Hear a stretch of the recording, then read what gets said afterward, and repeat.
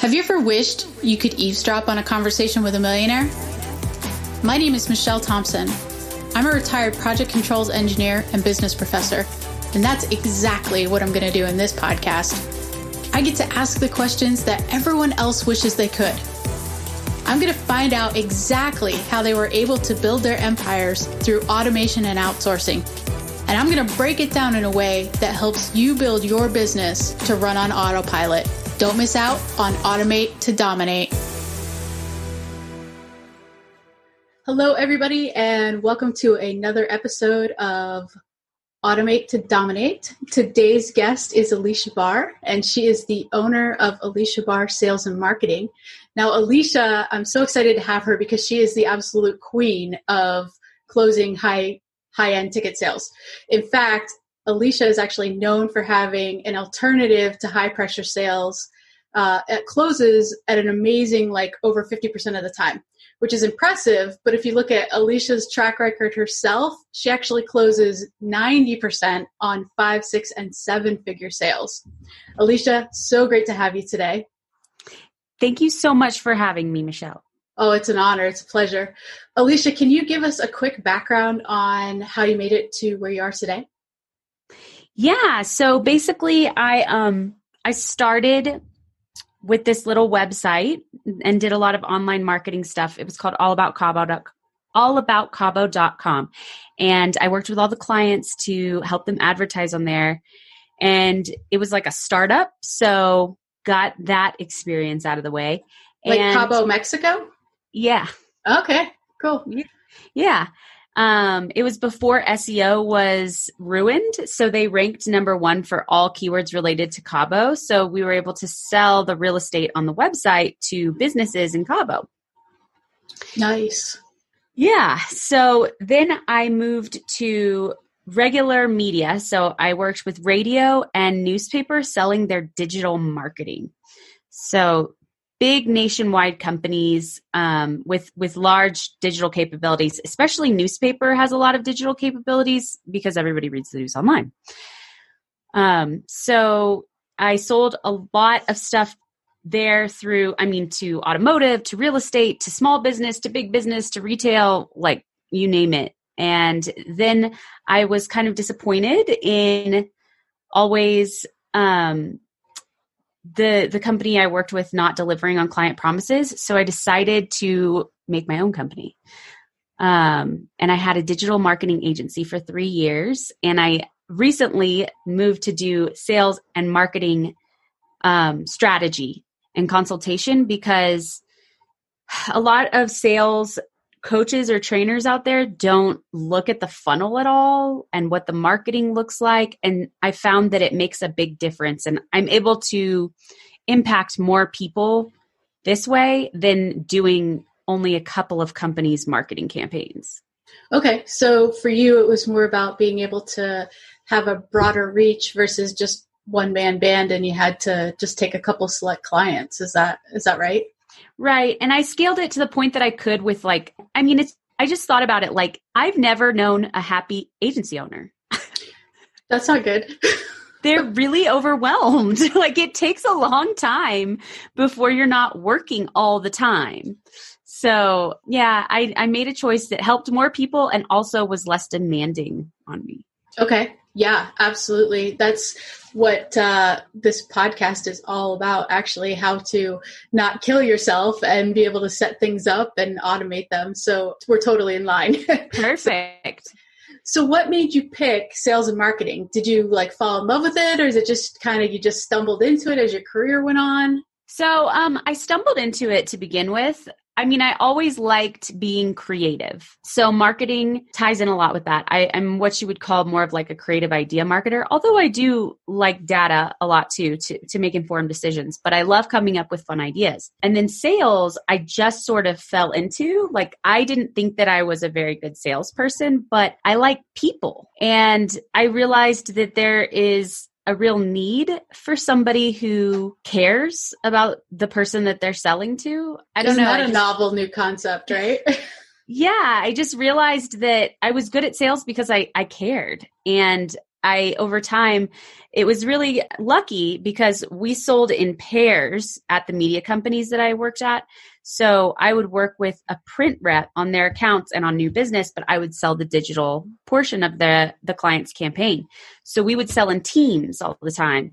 And I got to see so many different styles and take what I liked about different styles and throw away what I didn't like and really evolve my sales approach to fit me based on, other really great salespeople. And there was some sales training too that they offered at the companies, but as anybody who's ever taken sales training knows, it's always sort of lackluster. So it really working with people gave me so much exposure, and I was able to just really hone in on something that worked almost all the time. That's awesome. So I know for me personally, I've very much moved towards value selling as opposed to just selling it. And it sounds like that's a little bit what you're talking about. How have you changed your marketing, your business in the beginning to how you market now? Well, I always marketing. So I haven't really changed my business marketing wise too much. I mean, except that the fact that I am more focused on sales, and then the marketing is just like a nice bonus that people should consider when they're thinking about increasing their sales. Like, what's your messaging? What's your offer? What's your funnel? What's your pricing? And what's your audience are all a big part of sales succeeding. So yeah, it's definitely, and figuring out, like anybody starting a new business, you evolve with what the market wants. So figuring out what messaging was resonating with people that I would love to work with. So it's turned into, I will say it changed. In the beginning, I was saying it was like power closers, and then learned that sounds very authoritative and domineering and alpha, and that's not the people that I want to work with. So I've changed it to now be putting humanity back in your sales and making a killing doing it. That's a great shift. I just actually did something really similar when I had first designed Awesome Outsourcing. I kind of thought that the majority of my audience was going to be male small business owners. And so the website was kind of cold and clean, and, and I realized the more that I do this, the majority of our audience is actually females. And there's a whole bunch of us that are solopreneurs and small business owners who want to learn how to do this successfully and not have to be the dominant power. Like, we don't, we can be women and be very successful, and we don't have to be a bull in a china closet to do that. Right. And that's awesome that you've honed into that. That's perfect. Yeah. Thank you. Oh, yeah.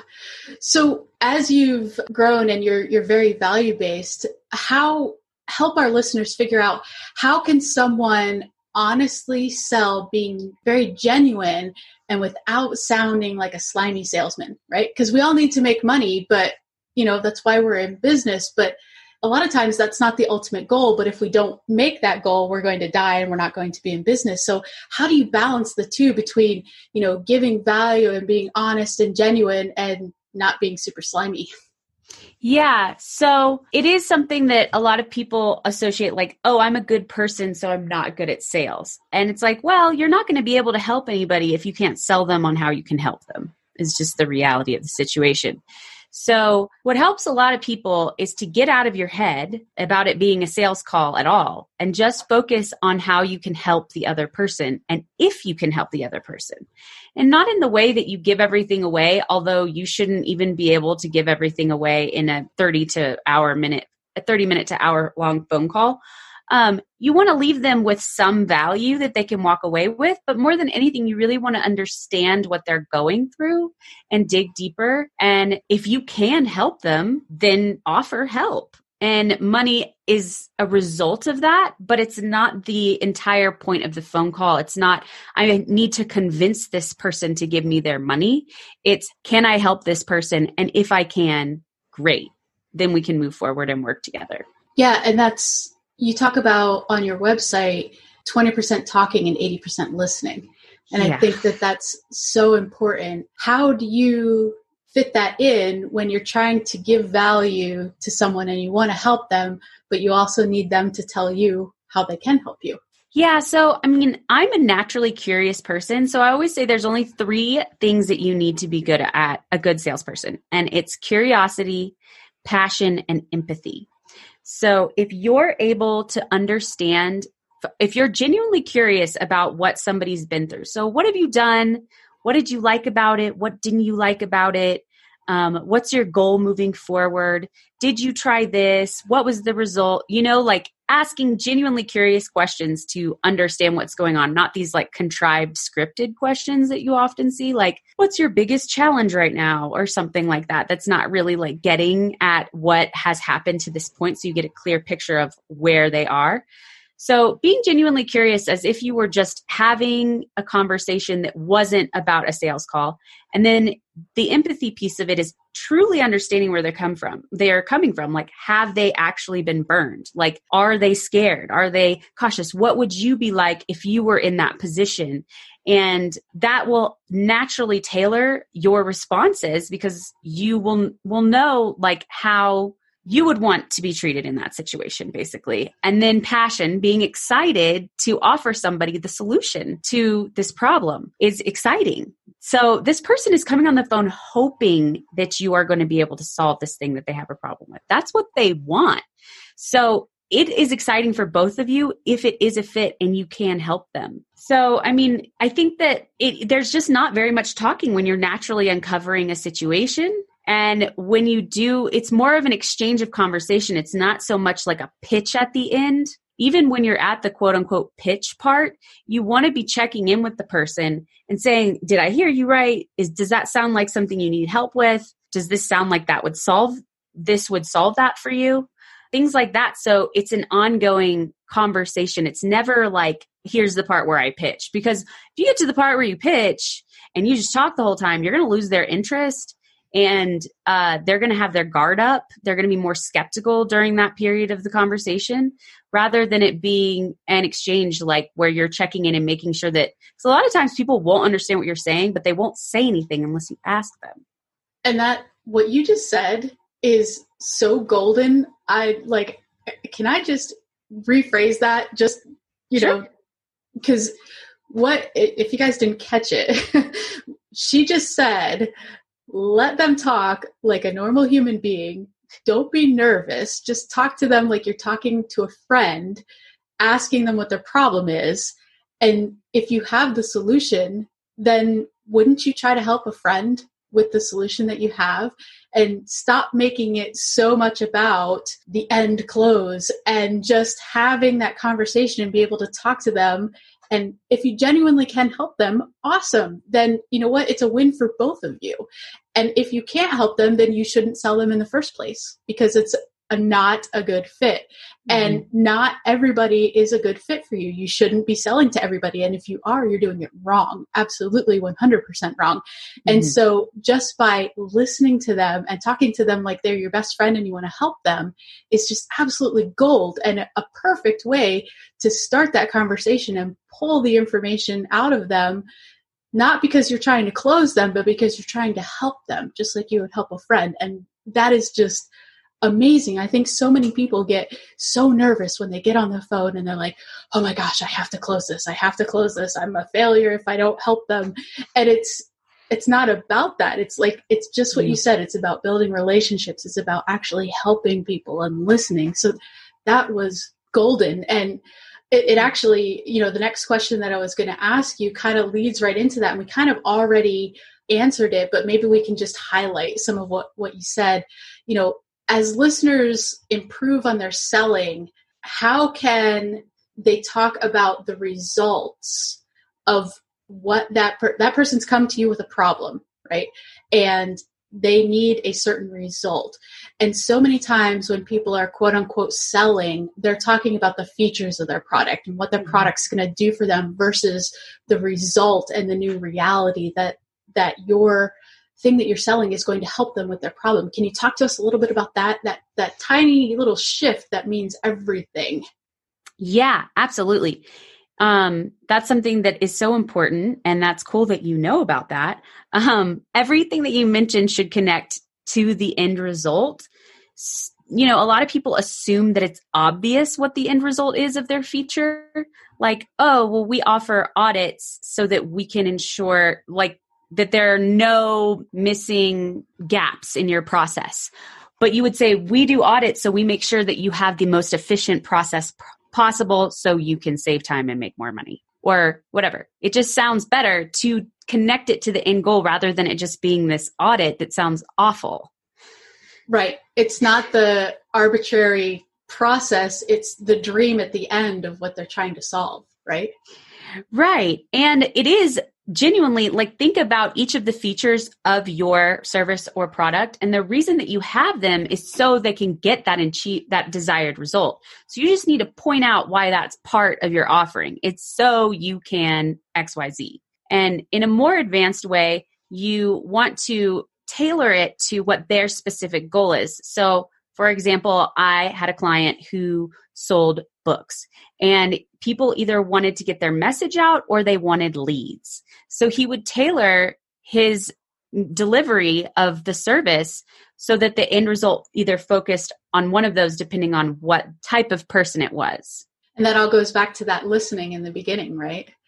Yes, very important. Well, and hopefully homework even before that. If you can do some research on somebody before you talk to them, it makes a huge difference. It makes them feel like they care and it gives you some insight and it can really streamline the conversation because, questions are so important, but the right questions. So a lot of people waste time. There's a very finite amount of energy and attention span with somebody. And the faster you can get to the point, and like, it's kind of like maybe if you were, not that selling is anything like therapy, but like when you go to a therapist, you have to tell them all your whole freaking life story before you can even get to anything. And it's just exhausting. What if you pretty much knew a lot of the details already? They would be grateful to have that conversation streamlined, and it gives you better insight and it makes them feel like you care. So definitely would recommend some homework up front too. But yes, and then the questions need to be very purposeful, not just designed to like keep them talking or some psychological trick where, I don't know, you're trying to like get them to say yes enough times that they'll eventually say yes or whatever. Yeah, that always cracked me up when, when you're like, people are like the perfect webinar and you have to get them to chat and get all this engagement. And really, let's just be human. But yeah, no, you're absolutely right. So, and that kind of flows right into doing your homework. How do you, because you only have a finite amount of energy too. So you don't want to spend your time talking to the wrong people. Right. How do you pre-qualify your leads so that when you get on the phone with somebody, you know that you're doing the homework because they are an ideal client for you? Yeah. So you want to, on your form, you want to have an application ideally and some questions that somebody fills out. And the questions that you have on the application should directly relate to what you're looking for in a client or a customer. So for example, a lot of people have pre-qualification questions that I don't know, they just stole from someone else's form that are like, are you a positive results driven person? Like, who's going to say no? Stuff like that. That's like, you're wasting their time. Like for me, it's the question is, do you have leads? How many leads do you have a week? What's your website? Those types of things so that I know the person is a good fit for me. And so when you get that information, what do you do with that information to know that they're a good fit? Well, so I want somebody who does have leads, ideally. I mean, it's changed. It's shifted a little bit because I not pay for performance anymore. But when I was pay for performance, if they didn't have leads, I would have to reach out and say, hey, it looks like we're not a fit right now, and provide them with some resources so that they could get leads. Like it seems like you have a leads problem more than a sales problem. So you always want to have a resource to give people, even if they're not a good fit. And that goes on the phone too. If you find out it's not a good fit, you want to point them in the right direction. Like, well, I think this person might really be able to help you. Would you like me to make an introduction or something like that? So that you're always leaving somebody with some value. But yeah, I mean, they appreciate you not wasting their time too. Yeah. And that's awesome. I actually had someone do that for me when I was starting out. I wasn't in the spot where I was able to work with him. And so, he was just straight up, Michelle, you're not ready. You need to go learn this. Here, here's the name of the guy, go take this course, go learn everything you can from him. And when you've conquered that, then if you want to have another conversation, we can. And he was actually doing me a huge service because he could have, at that point I was like ready to buy, right? And he's like, no, I will not take your money because you're not ready. And I think that's a huge, huge value add. And I became, like, even before I was a client of his, like, I was a raving fan for life because he did what was right for me. That's so incredibly awesome. Yeah, a lot of people are scared to say no. Like you were saying, they force fits. And the truth is that you will be, one, often miserable with clients that are not a good fit for you. And two, they won't get results, which causes the person that's selling something to doubt themselves and to have somebody out there saying bad things about them. And you want to work with people that can get results with you and that you enjoy working with. Once you've had a nightmare client, like, you'll never do it again. And I think people operate under scarcity so much, which if you think about it, right? Somebody was telling me this the other day. There's like something crazy, like 7 billion people on the planet, right? And like, let's say, only 0.01% of them are a good fit for you, right?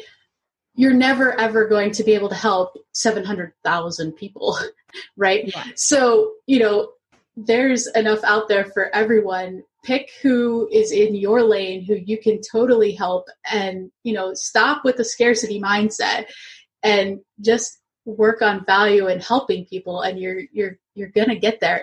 If they're not in this space where you need them to be, pass them off, let somebody else help them. And then they're going to naturally come back. It's just, the right thing to do, which is incredible. Absolutely. So you talked about forms. Let's say somebody's listening to this and they have no idea how to even set up a form. Talk to me a little bit about the systems and the tech that you have on the back end to help automate some of your work. Yeah. So any autoresponder comes with forms. And I like to use those forms because I don't like, if you use Typeform or something, you have to have a Zap that integrates with the autoresponder. So I just like to use the form from the the autoresponder. Or you can also just integrate it with ClickFunnels. I use ClickFunnels. So when somebody submits a form, I get the information in my email and I can follow up with them. And they also get added to a list where I can continue nurturing them. Yeah, ClickFunnels has made it amazingly simple, right? Because just about everything is all in one house. I mean, Russell Brunson's done an amazing job of taking all the problems and making it very streamlined and helpful. Let's say I'm at a point where I just can't spend $97 or $297 a month for ClickFunnels. What would you recommend as a good starting point? So that's hard because it is something, you get 2 weeks free trial, but I would just maybe even put the form on your domain. It depends on where you are in your business. You could also, basically ask the questions in the direct messaging feature of any social platform where you're advertising, and then decide to set up a call from there. WordPress is free, which is nice. You have to figure out how to work with WordPress though, which can be annoying sometimes, at least from the design point of view. I'm going through that right now. Like, adding a page is fine. Making it look pretty is not easy always. Yeah. Thank God for themes and templates. Yeah, but still, I'm still like having to mess with it. It's just, it's not out of the box ready. It's not drag and drop. Right. Yeah. Necessarily. Which is the nice part about ClickFunnels, because it pretty much is drag and drop, and you don't have to worry about, they're not, like you said about the Zap, right? You don't have to worry about the Zap not working from the Typeform into the Google spreadsheet or wherever you're putting it. I know when I first started out, I think I used MailChimp because it was free. And they have the ability to do some forms that are pretty easy. It's a pretty easy learning curve. Plus, they have like awesome customer service. So you could call them up and be like, hey, I need to create this form and I have no idea how to do it. So Drip is another one that will start for free, and you can make some awesome forms, and it'll funnel it right into your like personal email, even if you don't have like a business email, just for people who are like really just starting out and have no absolute clue how to do it yet. Those are two good resources that would help. So can I shift directions just a little bit? Sure. Awesome. I would love to talk to you about the two people that have helped you the most become the successful person that you are today. Who are those top two people that just automatically come to mind? Well, they're not somebody that you could necessarily like follow. I mean, there is one that you could follow. So one of the guys that I sold with, I love to this day, and he's an entrepreneur too. He left the media company to start his own business. His name's Paul Shantz. So he was just like, you've never met someone who just would take somebody off guard so quickly by just genuinely having a conversation about whatever random shit was coming up. Like really kind of goofy almost, like, oh, wow, look at outside the window. And I'm like, we're in the middle of a sales meeting, man. What are you doing? But like, it kind of adds like some character and personality and fun to the meeting, and like didn't take anything personally. And it was all just, don't take life too seriously. And it's a lot more fun, basically. And it makes sales a lot more fun too. So I really liked a lot. I'll never forget when I first started working on his team, and I was sending an email to one of his clients, and he was like, that is entirely too long. It needs to be like 2 sentences. And I have really adopted that. People don't have time to read emails. So it needs to be like very quick, like what's the benefit to you? So, and then the other person is Gary Barnes. So he is somebody who you could look up. He is an international speaker and best-selling author, published 7 books, has such a wealth of experience, has dealt with so many people, so many situations. His experience is just deep. So, and he has some real he's all about actionable things that you can grab onto and incorporate into your business. So he's been a huge influence too. So what's the biggest takeaway you got from Gary? One of the things I really loved from Gary was when somebody says, let me think about it, and you try to get a little deeper, but they don't want to. They're just like, let me think about it. You can say, I want to be honest. So if you have a gut feeling that this is wrong, I want you to listen to that, because that's important and it's not a good fit. But if your hesitance is coming from being like scared of doing something new, like a change, that's not going to go away. The only thing that's going to make that go away is moving forward and getting results. So if it feels like a fit and you trust me, please trust me to provide those results to you. And I really liked that approach of addressing the fear that causes a lot of people not to move forward, that is illogical and irrational and makes people stay in the same spot for a really long time until the situation is so dire that they're just like, fine, and they'll make a decision. And maybe it's not the best one, and they just stay stuck for a lot longer. So I loved that approach.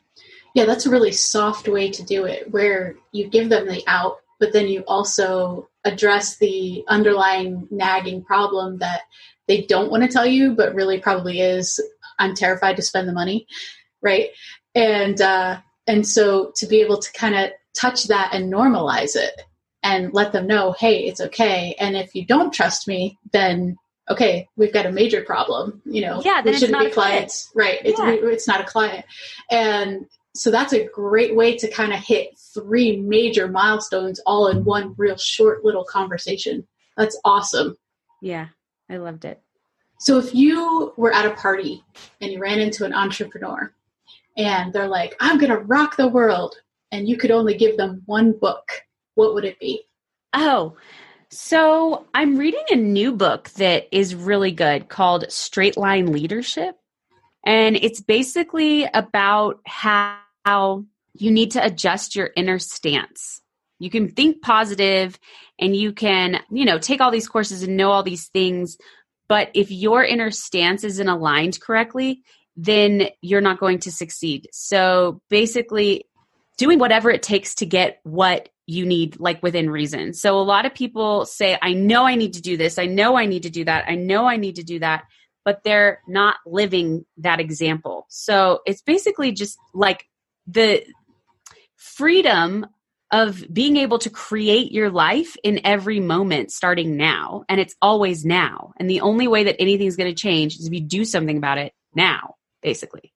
So as an entrepreneur, you can get really stuck in like self-doubt or worry. So he compares it to geometry, like he calls them circle people. And we all have circle and zigzag people inside of us, like people that have a burst of moving forward and then we zigzag because we're like get scared or have a setback or whatever. But if you constantly have this mindset that allows you to clearly identify the issue and the solution, then you can just take action efficiently without being slowed down by any of those other things that can mess with you mentally.